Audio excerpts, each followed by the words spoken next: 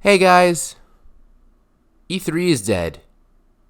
I mean, I guess I should have seen it coming, but I just think it's really unfortunate that E3 is no longer around. I have always wanted to go to it. I have grown up watching E3. I was always excited to attend the live streams on YouTube to see what type of games will be revealed. I have good memories of E3 26, no, 2016. I want to say actually E3 2017 actually, because I remember that E3, if I recall correctly, was just all Breath of the Wild. That was just Zelda, at least for Nintendo's E3 anyway.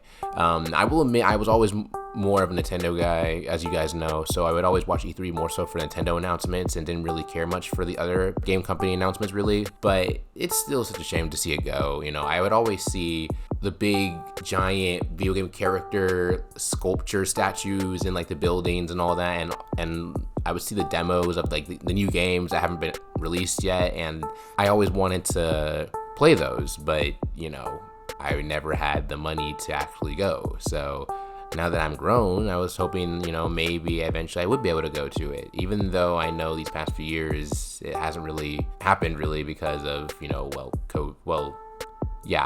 that COVID, just other general things, you know.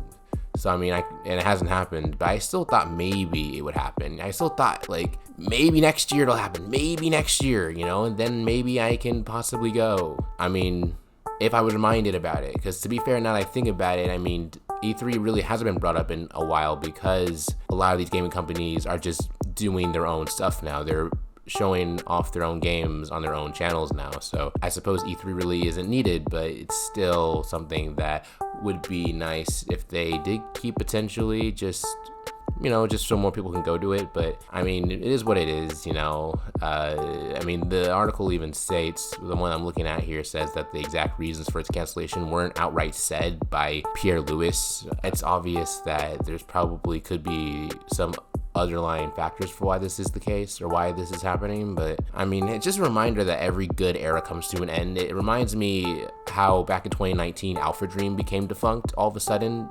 because of the bad sales of the Bowser's Inside Story remake doing terribly, you know, is what caused them to go bankrupt. And it just, honestly, seeing this reminded me of that. So it's unfortunate, but that's just life. Things have beginnings, things have endings. Let me know what you guys think about this. How are you affected by E3 shutting down? Are you hurt by it? Do you wish that they could have stayed, or are you just kind of more like me where it's like you're upset about it, but like kind of understand why they did it? Let me know in the comments below. Peace and blessings. Bye.